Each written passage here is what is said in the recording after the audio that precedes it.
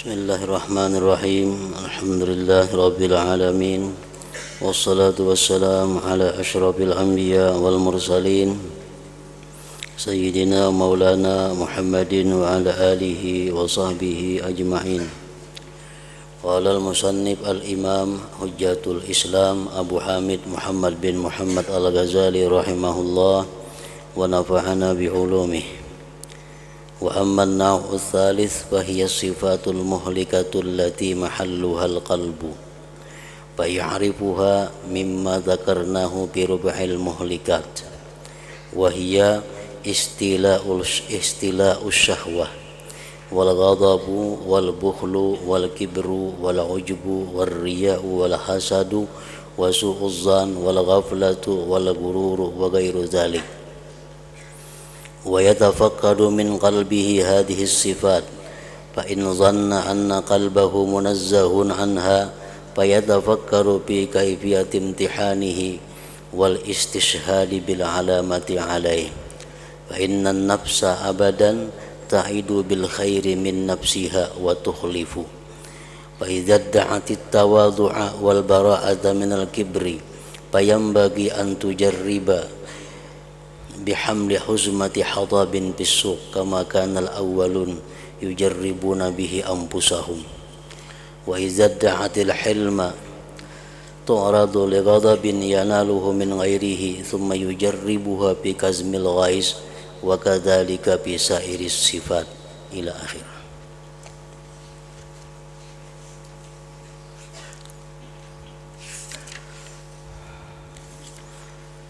Makna daripada kalam Al-Imam Hujjatul Islam Abu Hamid Muhammad bin Muhammad Al-Ghazali rahimahullah wa nafa'ana bi ulumih. Macam yang ketiga daripada beberapa macam perkara yang perlu dipikirkan, yang perlu dijadikan tafakkur. Sifat-sifat yang membinasakan, yang tempatnya sifat-sifat membinasakan itu adalah hati.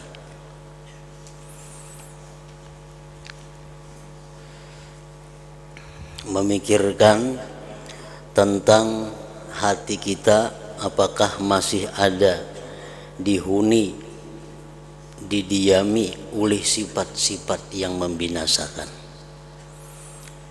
Apabila kita merenungkan atau memikirkan tentang hati kita, apakah masih dipenuhi sifat-sifat tercela, maka tafakkur seperti itu adalah merupakan tafakkur yang sifatnya adalah ibadah.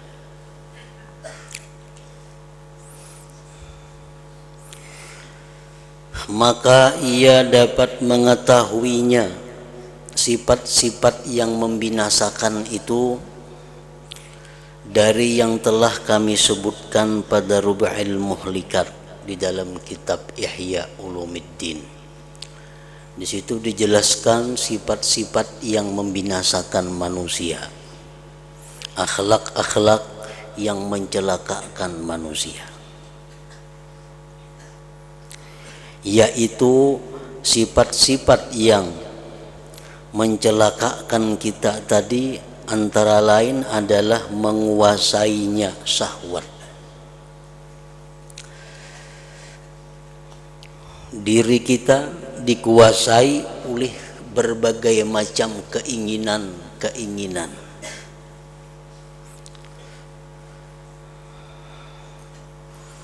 Kita disuruh berpikir, apakah diri kita ini masih dikuasai oleh syahwat-syahwat itu? Kita disuruh merenungkan, apakah selama ini kita hidup hanya untuk meluluskan syahwat-syahwat, keinginan-keinginan nafsu.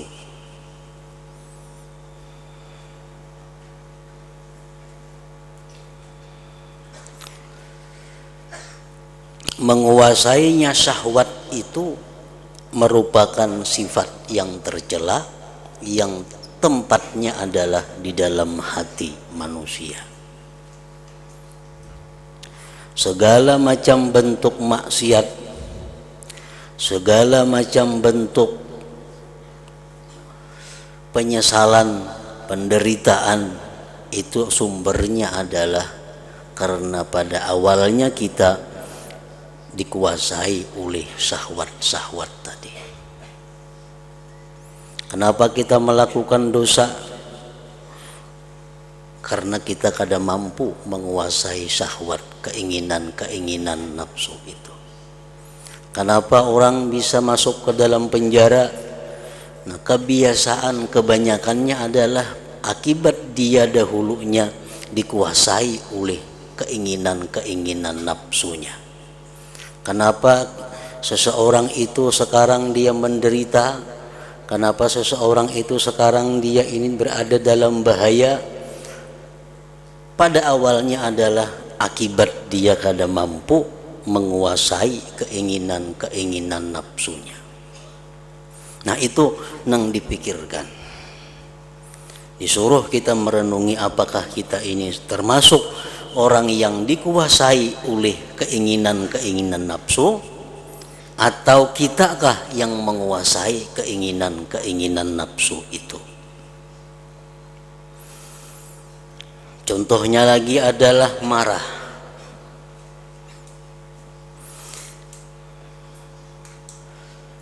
Selama ini aku marah, apakah marahku itu karena pribadi, ataukah marahku itu karena di jalan Allah? Marah itu adalah sesuatu yang mulia, marah sesuatu yang berpahala apabila marahnya itu di jalan Allah. Dan marah itu sesuatu yang hina, tercela apabila yang dimarahkan itu adalah sesuatu yang bukan di jalan Allah. Nah, itu pun disuruh juga kita merenungi, memikirkan apakah kita marah selama ini di jalan Allah atau kada. Umpamanya kita menyuruh anak kita, menyuruh orang-orang yang membantu kita untuk kepentingan kita, lalu inya terlambat, lalu inya tersalah, kita marah. Nah, ini marah, kita marah karena kepentingan nafsu kita.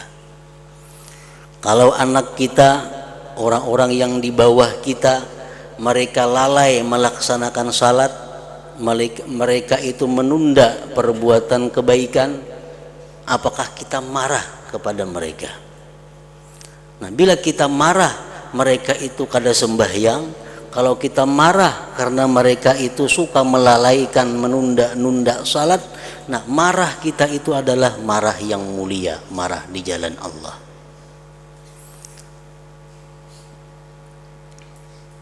Anak buah terlambat sembahyang, kada sarik. Tapi kalau anak buah disuruh mengambil makan nasi, terlambat seperapat jam, setengah jam mamainya, berarti ini manusia marah bukan di jalan Allah. Buktinya apa?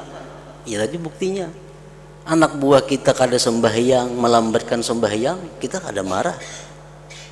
Paling marah juga kada semarah inya nang terlambat kita suruh itu. Itu menunjukkan bahwa diri kita ini adalah marah yang tercela.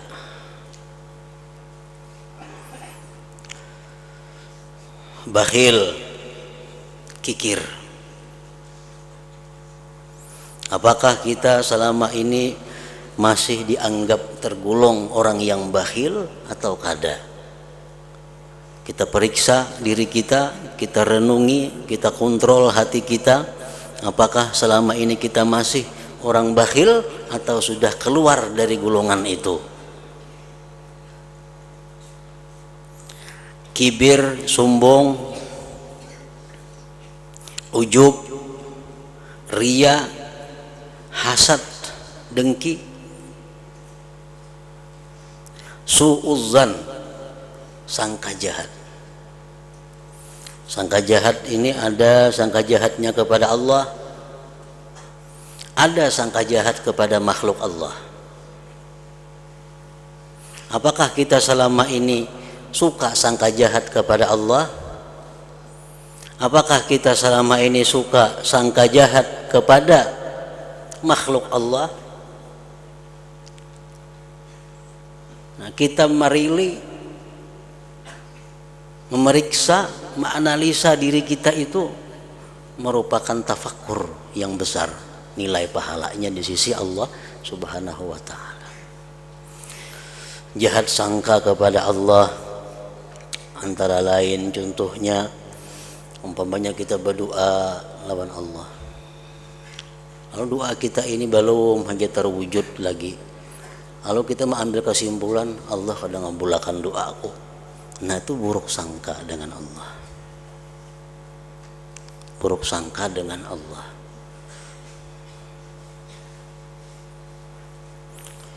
Buruk sangka dengan makhluk Allah contohnya kita bertemuan kawan kita kadang menguringi kita, kawan kita kadang menagur kita, lalu di hati kita berkesimpulan sarik napa kalawan aku maka kada tak urihing bertemuan tadi. Itu buruk sangka. Padahal masih masih bisa diihtimalkan. Barangkali nya kada menanggur itu di pikiran apakah dipikirakannya, atau kesibukan apakah nang nisi sibuk sehingga inya kada sampat menanggur aku. Itu ihtimal yang mungkin yang sangat bisa terjadi. Jangan langsung berdasarkan sarik napa kadu aku saruan kada menyeruani. Barangkali sidin lupa, barangkali sidin kada ingat, lalu kada takiau, kan boleh jadi itu. Nah, kayak apa andai kata diihtimalkan seperti itu, jangan sampai kita mengambil kesimpulan sidin itu kada baik lawan kita, orang itu kada baik lawan kita. Nah, itu suudzon. Kita disuruh tafakur, apakah selama ini kita suka lawan suudzon itu. Lalai termasuk sifat yang membinasakan. Lingah, lalai artinya lalai dalam arti mensyukuri nikmat Allah. Dapat rezeki ini, dapat rezeki itu, dapat rezeki macam-macam, kada ada mensyukuri lawan Allah. Lalai.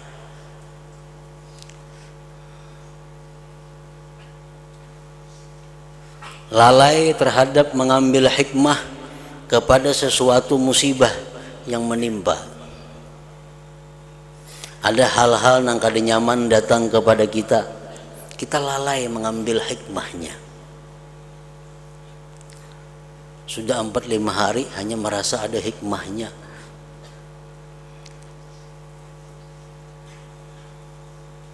Tipuan atau gurur bahasa agamanya. Apakah kita selama ini tergolong orang-orang yang masih tertipu?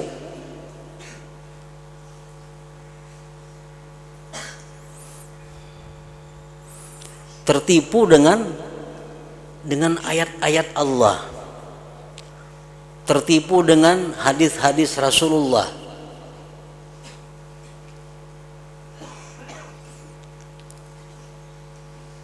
Tafakkur kita, memeriksa kita kepada diri, apakah selama ini aku tertipu dengan ayat-ayat Allah itu?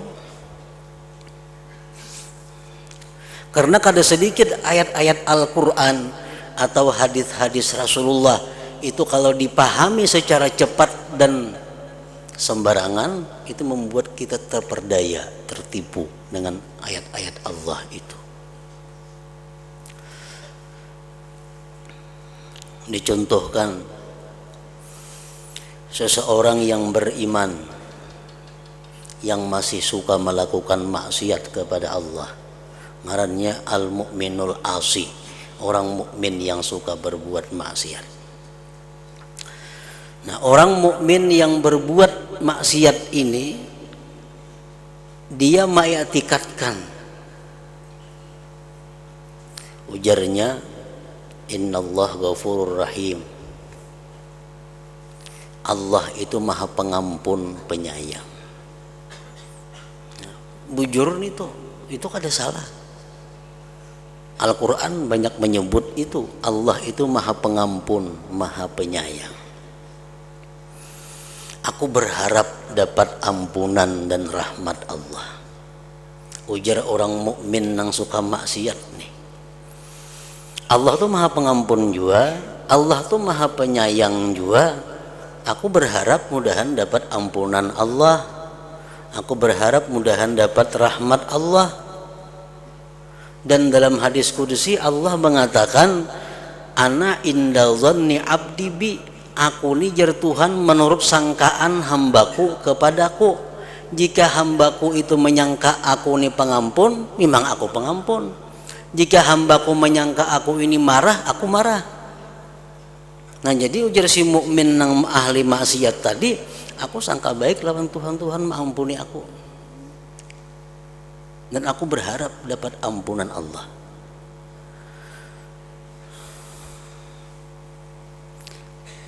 Nah ini contoh orang beriman yang maksiat yang tertipu dengan ayat Allah dan hadis-hadis Rasul. Di mana tertipunya? Tertipunya di mana?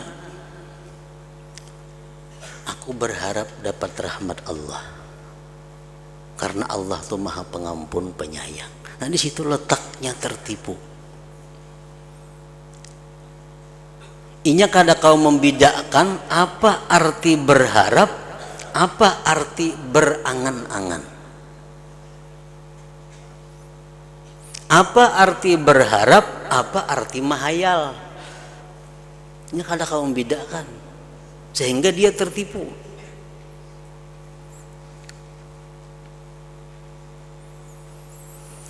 Rasulullah sallallahu alaihi wasallam menjelaskan al-kaisu man dana nafsahu wa amila lima ba'dal maut wal ahmaq man atba'a nafsahu hawa wa tamanna 'ala Allah. Artinya orang yang cerdik itu, kata Rasulullah, orang yang menghitung dirinya dan dia beramal untuk sesudah mati. Itu orang cerdik.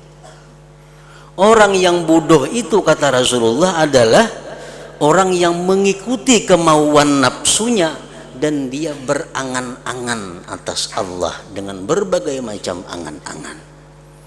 Nah, ini selalu berbuat maksiat, tapi berangan-angan dapat ampunan Allah. Cuma kadang kau membedakan apa arti berharap itu, apa arti berangan-angan. Ini membuat inya terperdaya. Allah Subhanahu wa taala menjelaskan, innalladzina amanu walladzina hajaru wajahadu fi sabilillah ulaika yarjuna rahmatallah. Firman Allah mengatakan orang-orang yang beriman dan mereka meninggalkan perbuatan jahat menuju perbuatan baik dan dia berjuang di jalan Allah, mereka itulah yang berharap dapat rahmat Allah.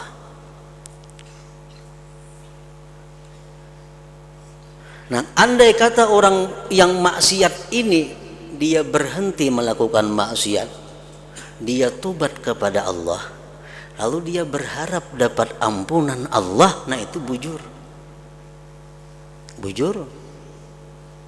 Tapi kalau dia masih suka melakukan maksiat, tapi dan mengangan-angan mencita-cita agar dapat ampunan Allah, itu kada berharap karena itu mengangan-angan. Kalau kita misalnya besi pahumaan kadada, minjam pahumaan orang kada, bahuma kada juga. Nah, atau kita besi pahumaan cuma kada dihumai, diletakkan sekosong-kosongnya. Begitu orang mengatam, kalau kita bersuara, mudahan pahumaanku juga kawa dikatam kena isok. Nah itu mencita-cita ngarannya mengangan-angan. Lain berharap itu. Kalaunya inya bisi pahumaan, ditanaminya, dirawatnya, diharagunya, lalu isuk mengatam, lalu inya berharap mudahan isuk aku kau mengatam. Nah ini ngarannya harap. Nah kebanyakan kita manusia ini tertipu, kadang kau membedakan mana antara harap dan mana antara angan-angan. Orang yang ingin dapat rahmat ampunan Allah, tetapi dia kada bergerak ke arah itu, ngarannya angan-angan. Orang yang ingin dapat rahmat ampunan Allah tapi dia minta ampun dan istighfar, nah itu ngarannya berharap. Nah kita disuruh berpikir, apakah kita selama ini orang yang berharapkah atau orang yang beangan-angankah? Angan-angan Tuhan supaya mengampuni, angan-angan mati surga kada berhisab, angan-angan selamat dari fitnah kubur, angan-angan lulus di titian siratal mustaqim, ingin masuk surga di surga Firdaus, tapi kada ada bahannya, kada ada kelakuan pekerjaannya ke situ. Itu ngarannya beangan-angan, tertipu. Ditakuni nih semuaan kita, hendaklah ke surga Firdaus, hendak semuaan. Tapi kada ada gawiannya, nah itu mah angan-angan ngarannya. Kalau berharap tuh orang nang bekerja, beribadah habis waktunya siang malam, lalu nya berharap mati masuk surga Firdaus, nah itu bujur berharap. Nah itu nang termasuk perlu ditafakurkan dan lain-lainnya. Dan ia menyelidiki dari hatinya akan sifat-sifat ini, diteliti, diselidiki di hati sifat-sifat tadi. Kalau ia menyangka bahwa hatinya itu bersih daripadanya, maka ia berpikir tentang cara mengujinya dan mencari persaksian dengan tanda-tanda atasnya. Pemanya periksa hati kita, kita selidiki hati kita. Oh, sudah bersih dari sifat-sifat tercela. Jangan percaya. Coba tes, bujur kada bersih. Karena sesungguhnya nafsu selama-lamanya ia berjanji dengan berbuat kebaikan dari dirinya dan ia mengingkarinya.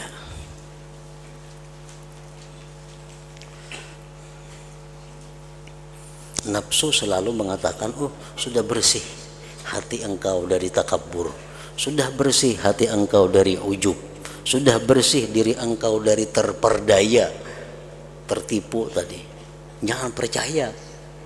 Kita periksa, kita uji apakah bujur atau kada nang ujar nafsu tadi. Maka apabila diri mengaku tawadhu dan terbebas dari kibir, kesombongan, maka semestinya ia mencobanya. Coba. Antara lain mencobanya itu dengan membawa satu ikat kayu bakar di pasar. Ini orang dahulu kada ada peminyak gas bemasak itu, kada ada kompor gas, masak kayu bakar. Jadi nukar kayu bakar di pasar, bawa seorang ke rumah. Jangan menyuruh orang bawa, jangan menyuruh budak, jangan menyuruh hamba, bawa seorang. Kalau sanggup kita membawa itu, kada ada rasa malu kepada makhluk Allah, berarti sudah terbebas dari kesombongan dalam masalah itu. Seperti Abu Hurairah radhiyallahu anhu disebutkan, waktu beliau menguji diri beliau apakah masih ada sombong atau kada, masih melakukan hal seperti itu.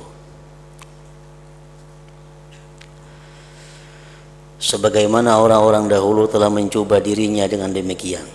Dan apabila diri mengaku bersifat hilim, maka ia menghadap kepada kemarahan yang diperoleh dari orang lain, kemudian ia mencobanya dengan menahan amarah.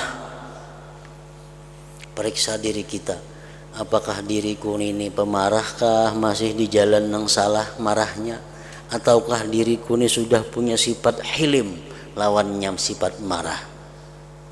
Ujar nafsu, sudah bersih ikam dari marah, ikam sudah bersifat hilim, sudah bukan lagi bersifat pemarah. Jangan percaya, coba bakal lakuan kayak apa supaya disariki orang.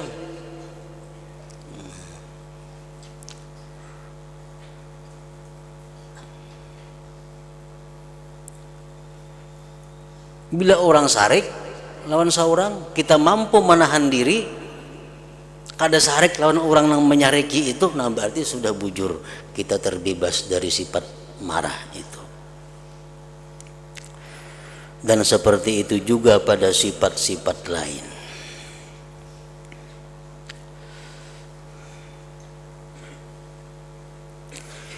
Inilah tafakkur tentang apakah ia bersifat dengan sifat yang dibenci atau tidak.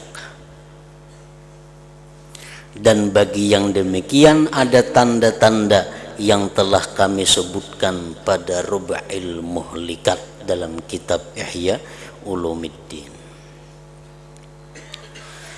Apabila tanda menunjukkan kepada adanya, periksa hati apakah masih ada bersifat sombong, ternyata ada, maka ia berpikir tentang sebab-sebab yang menjahatkan sifat-sifat ini padanya. Kalau kita periksa hati kita ternyata masih ada sombong, nah kita cari sesuatu yang menjahatkan sifat sombong itu. Hadis-hadis Nabi kita baca yang mencela, mencaci maki sifat sombong. Kita cari Al-Quran yang mengatakan begitu beratnya orang-orang yang sombong. Dan jelas bahwa sumber sifat-sifat ini adalah dari kebodohan, kelalaian, dan jahatnya batin. Kenapa orang sombong? Karena inya bodoh, karena inya lalai, karena inya kada punya ilmu pengetahuan yang benar.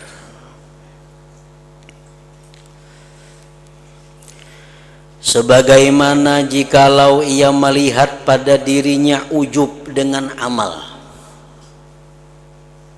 Sekarang ini aku nih masihkah ada bersifat ujub atau kada? Ujub itu katuju mengakui kehebatan diri. Katuju benar merasa bahwa diri seorang ini adalah bersih.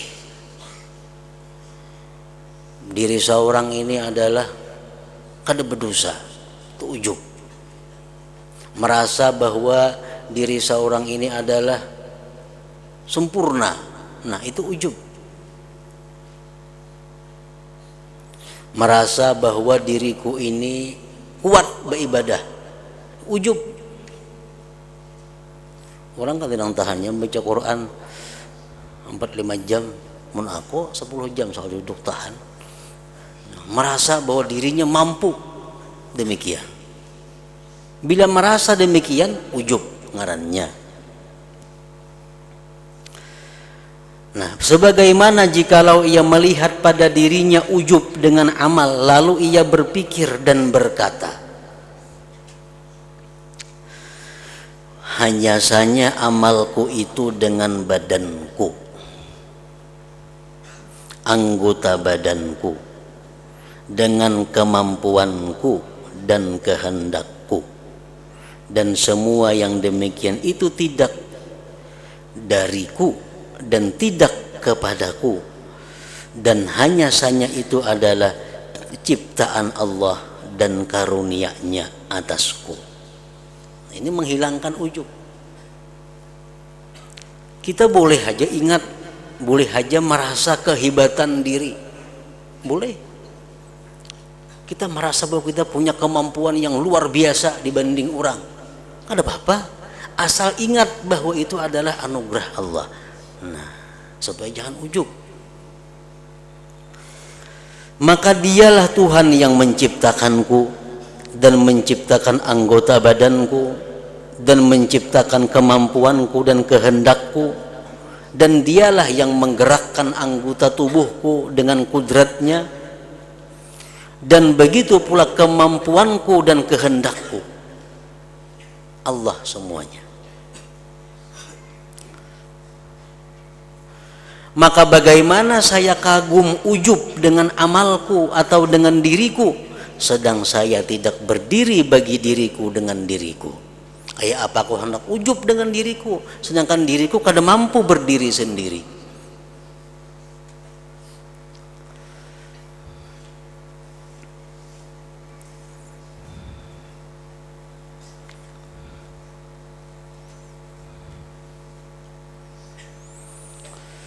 Para ulama mengatakan, man arada ayyaksira ujuba fa'alaihi bi arba'ati asya.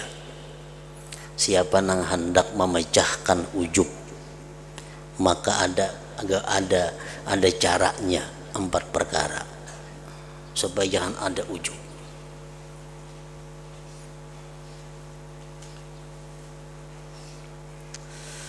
Pertama, mereka mengatakan ayyarat taufik minallah, ayyarat taufiqa minallah. Kita beribadah, membaca Al-Quran, baca Quran atau membaca salawat, kada terasa begitu asiknya kita membaca Quran, sekalinya sudah 5 jam kita duduk, sudah 5 jam membaca Al-Quran atau membaca salawat. Nah, untuk menyelamatkan amal ini supaya jangan diserangnya ujub, yang pertama kita ingat bahwa taufik itu dari Allah. Aku nih kawa kajamin ini itu adalah dari Allah. Kenapa aku rasa nikmatnya beramal hari ini? Itu adalah dari Allah.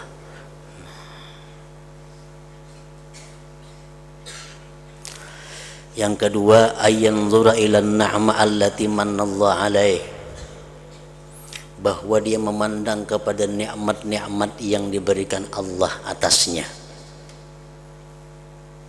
Aku membaca Quran kawa sekian lawas. Nah, kita ingat satu nikmat saja, nikmat mata. Nikmat mata ini adalah pemberian Allah. Jakanya mata kada melihat, jangankan 5 jam sambar aja kada kau membaca.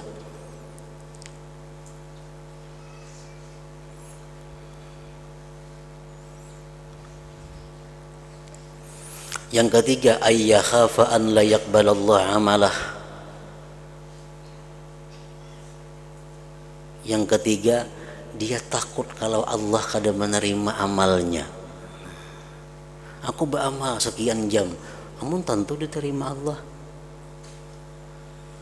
Nah, bila hati kita ini masih merasa belum tentu diterima Allah, kada mau ujub. Nang mau ujub itu nang asa sudah pasti diterima Allah.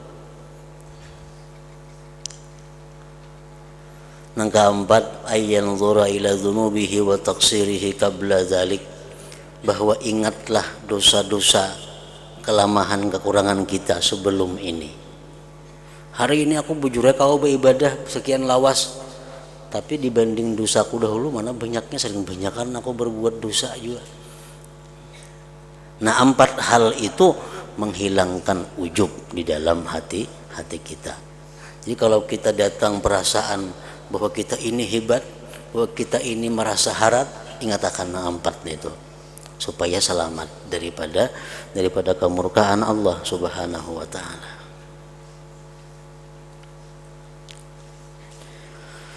Apabila ia merasa pada dirinya dengan kibir, kesombongan, maka ia menetapkan atas dirinya akan kedunguan padanya. Kalau kita ini merasa bahwa diri kita ini lebih hebat daripada orang lain, kalau kita merasa bahwa diri kita ini lebih bersih dari orang lain,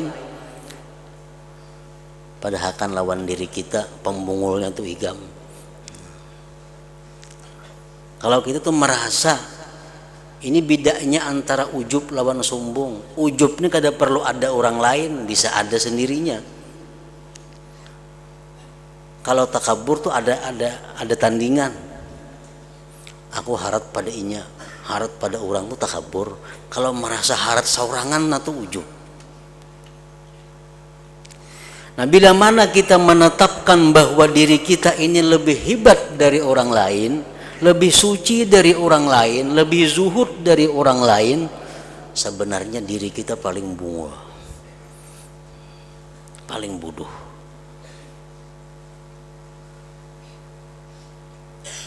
Jadi di saat kita mengatakan atau merasakan bahwa kita ini adalah orang yang hebat daripada yang lainnya, di saat itu kita orang yang paling hina di sisi Allah.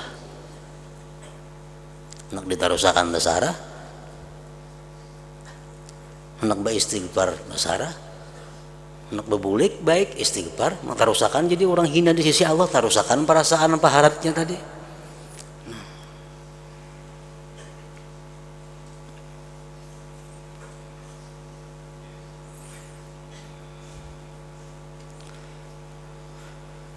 Dan ia berkata kepadanya, kepada dirinya sendiri, mengapa kamu memperlihatkan dirimu lebih besar?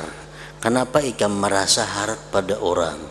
Sedangkan orang yang besar adalah orang yang di sisi Allah orang besar. Nangaran orang hebat tuh orang yang hebat di sisi Allah. Dan yang demikian itu dapat tersingkap setelah mati. Di akhirat kita nang tahu siapa manusia yang besar di sisi Allah. Dalam dunia belum jelas. Dan banyak sekali orang kafir pada waktu sekarang meninggal dunia dalam keadaan mendekatkan diri kepada Allah Ta'ala dengan bercabutnya dari kafir. Dan banyak sekali orang muslim meninggal dunia dalam keadaan celaka disebabkan berubah keadaannya ketika mati dengan mati su'ul khatimah. Ada tentu.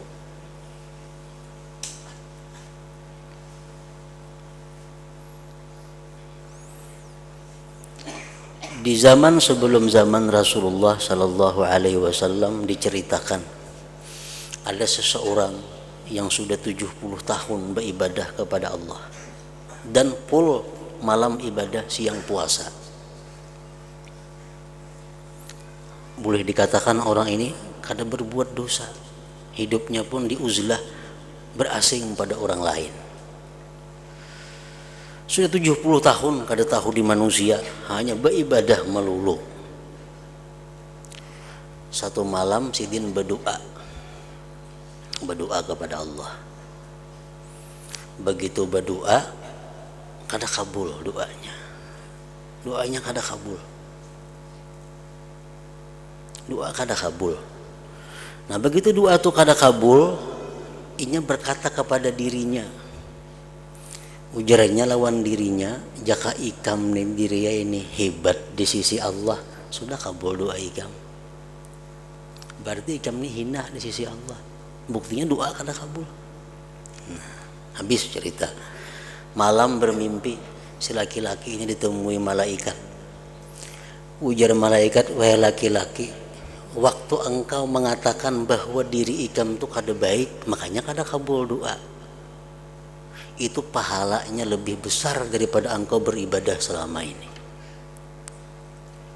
Pahalanya lebih besar daripada engkau beribadah selama 70 tahun ini.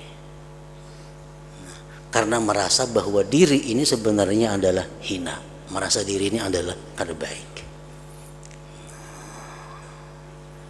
Makanya tadi kalau orang merasa dirinya baik, itu orang yang paling hina di sisi Allah Subhanahu wa Ta'ala. Merasa, lain diucapkan aku kada baik kan macam itu bang. Atau menulis surat misalnya dari kawan ikam, dari hamba Allah yang banyak dosa, kada perlu ditulis itu dalam hati aja itu diandak.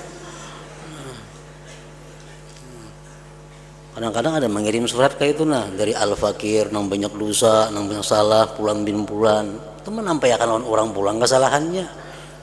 Itu dalam hati nih merasa, jakanya aku nih baik, aku sudah enggak ini, kada mau macam itu.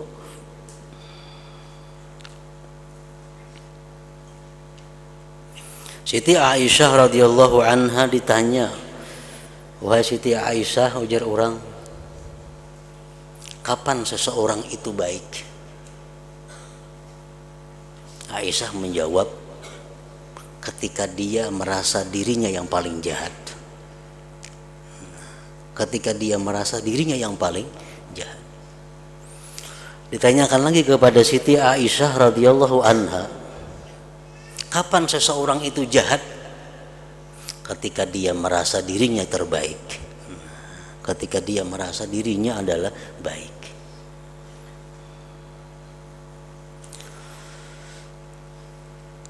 Maka apabila ia tahu bahwa kesombongan itu membinasakan dan bahwa asal kesombongan itu adalah kebuduhan, maka ia bertafakur tentang pengobatan menghilangkan yang demikian itu dengan bahwa ia mengerjakan perbuatan-perbuatan orang-orang yang tawadhu.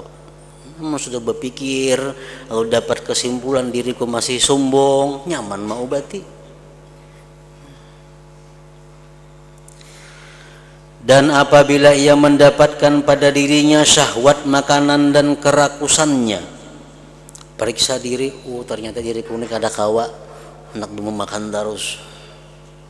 Nah, kalau tidak ada makanan yang nyaman, hendak merasai. Maka ia bertafakur bahwa ini adalah sifat binatang. Oh, berarti aku samaan binatang. Kalau kita lihat makanan lo hendak aja. Dan jikalau pada syahwat makanan dan persetubuhan ada kesempurnaan, niscaya demikian itu termasuk sifat-sifat Allah dan sifat-sifat para malaikat. Makanya memakan itu ada kesempurnaan di situ, niscaya malaikat bersifat dengan itu. Malaikat tuh ada mau makan, ada mau minum, ada urusan itu. Seperti ilmu, nah itu sifat-sifat kesempurnaan dan kudrat, dan niscaya tidak bersifat dengannya binatang. Dan manakala kerakusan itu lebih menang atasnya, maka ia lebih serupa dengan binatang dan lebih jauh dari para malaikat al-muqarrabin. Dan begitu pula ia menetapkan atas dirinya tentang marah, kemudian yang memikirkan tentang jalan pengobatan, dan sekalian yang demikian itu telah kami sebutkan dalam kitab-kitab ini. Maka barang siapa yang menghendaki bahwa jalan pikir menjadi luas baginya, maka tidak boleh tidak dari menghasilkan apa yang ada di dalam kitab ini. Nah, kemudian macam yang keempat, sifat-sifat yang menyelamatkan.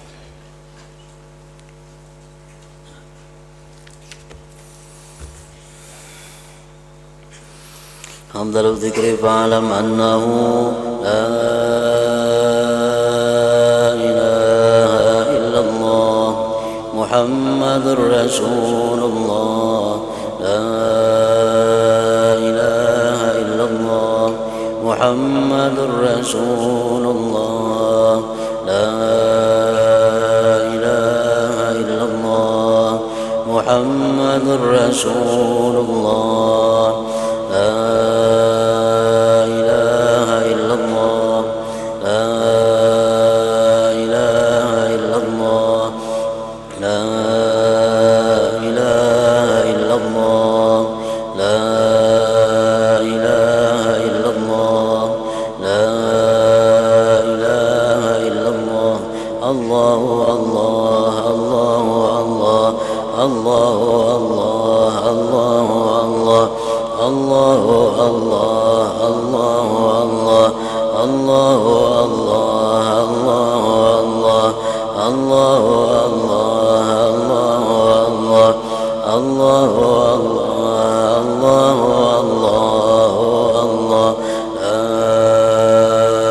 إله إلا الله محمد رسول الله لا إله إلا الله محمد رسول الله لا إله إلا الله محمد رسول الله لا إله إلا الله الفاتحة. إياك نعبد وإياك نستعين اهدنا الصراط المستقيم. فيا أيها الراجون منه شفاعة صلوا عليه وسلموا تسليما.